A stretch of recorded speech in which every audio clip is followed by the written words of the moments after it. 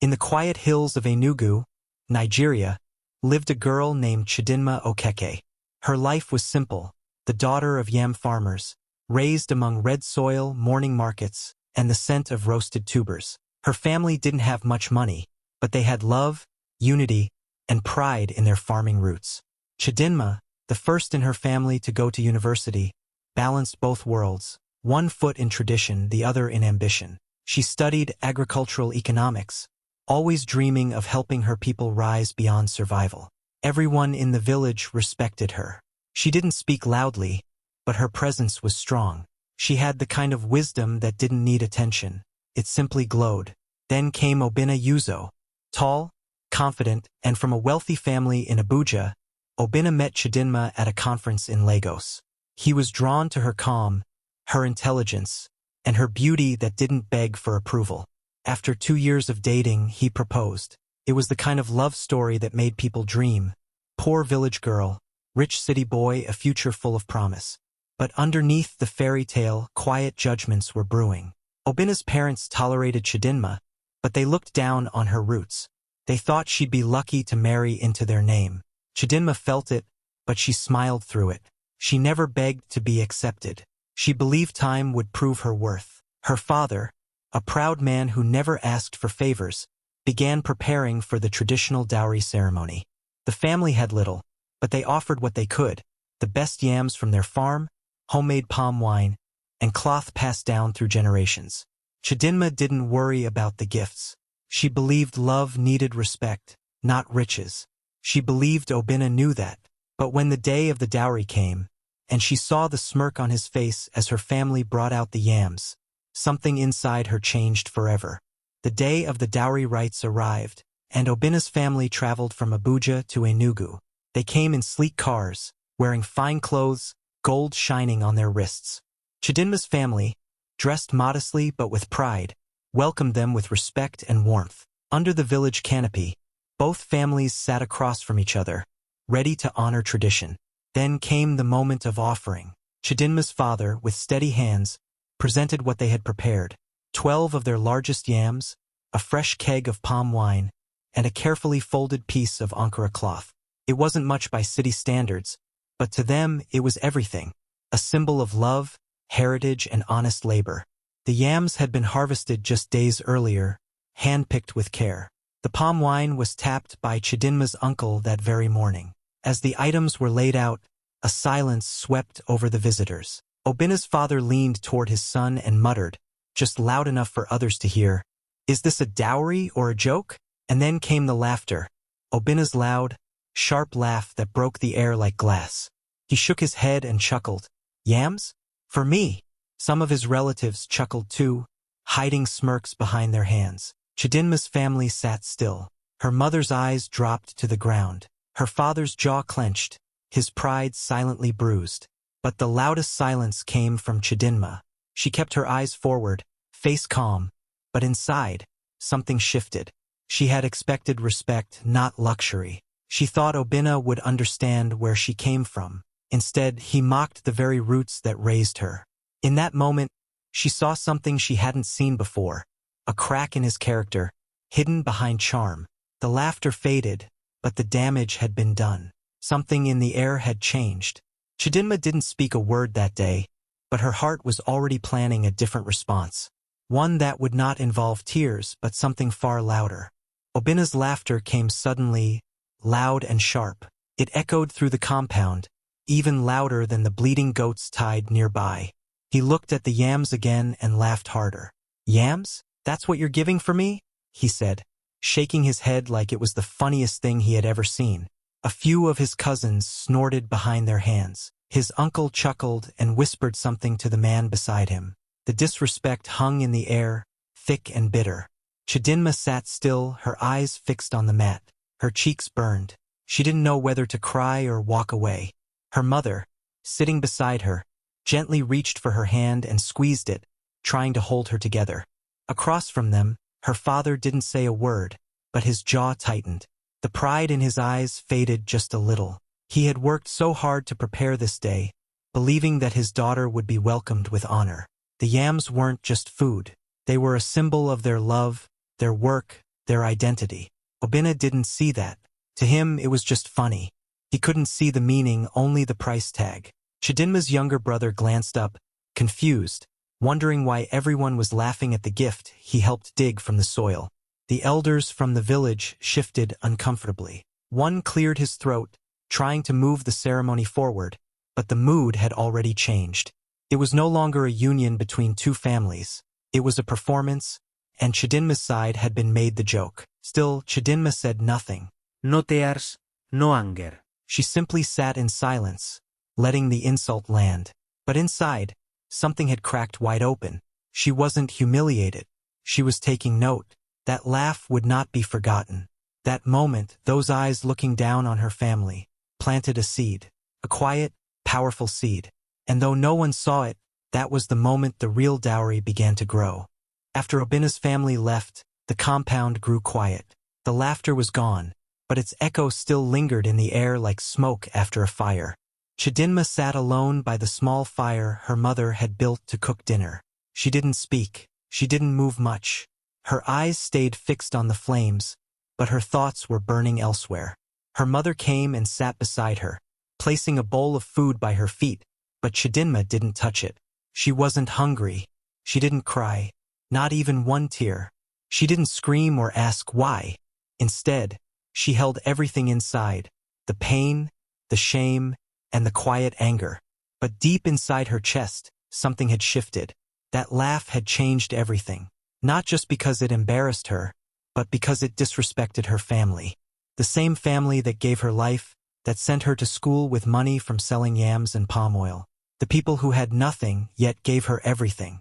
She sat there long after the firewood had turned to ash, listening to the wind in the trees, her mind no longer focused on the wedding plans or decorations. A new thought had taken root. She had to respond, but not with words or emotions. She needed to show them, not just Obinna, but everyone who laughed. She had to do something that would speak louder than any insult. She remembered the tech project she once started in university. She had paused it after graduation, but now it came back to her mind like a spark. The app, the idea. It all made sense now. Her dowry would not be yams. It would be something no one could mock. Something that would rise from the same soil they laughed at. She had 2 months until the wedding. 2 months to turn the wound into a weapon. She didn't tell anyone what she was planning. She just got up, walked into her room, and started writing again. That night, in silence, her revenge was born. Not out of hate, but from deep love and fierce pride. Chidinma didn't tell anyone what she was doing. No complaints, no long talks. She simply packed a small bag and traveled to Lagos. There, she contacted her former university lecturer, a man who once told her, "Your ideas can feed a nation if you believe in them." He remembered her well, the quiet girl who always asked deep questions in class. When she told him she wanted to revive her old project, he didn't hesitate. He gave her access to his office, his network, and his belief. Chidinma barely slept. By day, she met with farmers, tech developers, and logistics teams. By night, she coded, designed, and tested. Her project, AgriPay, was more than just an app. It was a lifeline for farmers like her parents, a way to sell directly to urban markets without middlemen. She explained her vision to co-op leaders across Nigeria, showing them how AgriPay would raise profits and cut waste. Slowly, they joined. 1, then 2, then 6 farming cooperatives signed on. The project grew fast, powered by her passion and quiet determination. She used every contact she had, every skill she learned in school. She faced setbacks, server crashes, skeptical investors, bad internet, but she didn't stop. Her pain had turned into fuel. She wasn't trying to prove her worth to Obinna anymore. She was building something bigger than pride, something that could change lives. As her wedding day approached, she returned to Enugu. Nothing in her manner had changed. She smiled, helped her mother cook, and folded her dress neatly in her room. No one knew what she had been working on. The same yams her family offered weeks ago, now they weren't just dowry. They were data, profit, and power. Chidinma had started as the girl who brought yams. Now she was the woman who controlled where the yams went, who bought them, and how much they cost. She didn't speak of revenge. She simply prepared, quietly, powerfully, and with purpose. The wedding day arrived in Abuja, bright and loud. Obina's family had spared no expense. The venue was grand, the decorations glittered, and guests poured in, dressed in designer clothes and gold jewelry. Expensive cars lined the street, and photographers clicked non-stop. People whispered about the bride, the village girl marrying into money. Some smiled kindly. Others smirked, waiting to be entertained. Then Chidinma arrived. No convoy, no drama, just a quiet entrance in a simple but graceful white dress. Her hair was wrapped in soft fabric, her face calm, but behind her came something unexpected. A small truck parked at the entrance. It wasn't flowers or gifts. It was filled with yams, dozens of them fresh and stacked neatly. Laughter bubbled up from the crowd. Again with the yams? Someone whispered. Obina's friends elbowed each other, trying not to laugh too loud. Even Obina looked confused, shaking his head. But before the jokes could grow louder, the music stopped. Lights dimmed. Then, a screen behind the stage lit up. At first, people thought it was a slideshow or some wedding memory. But then came graphs, maps, and farmer faces. A voiceover began, smooth and clear.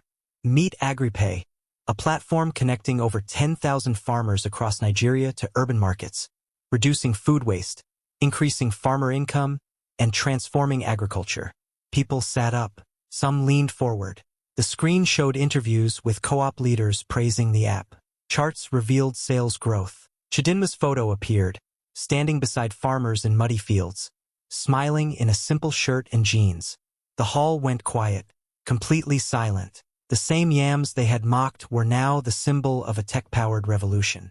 The room filled with shock. Obina's smile faded. His father looked away. The laughter? Gone. Chidinma stepped forward, not with anger, but with calm pride. She had said nothing for weeks, but now, without shouting or begging, she had the entire room's attention. The gur.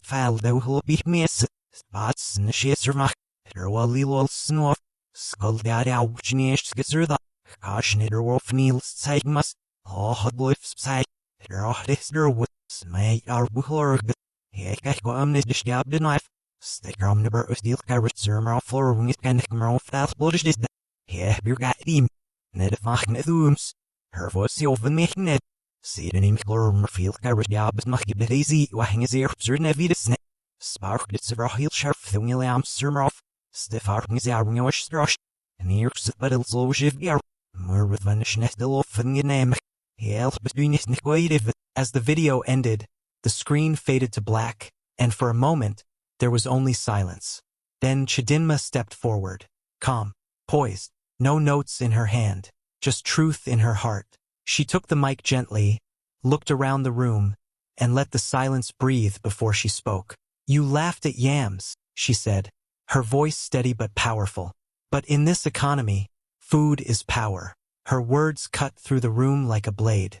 No one moved. Everyone listened. "These yams you mocked, they fed my family, sent me to school, and taught me the value of work. They are more than tradition. They are wealth. They are dignity. They are legacy. She paused, eyes meeting Obina's, then turned to the rest of the hall. When you laughed at my dowry, you didn't just laugh at me. You laughed at every farmer who wakes up at 5 a.m. to feed this country.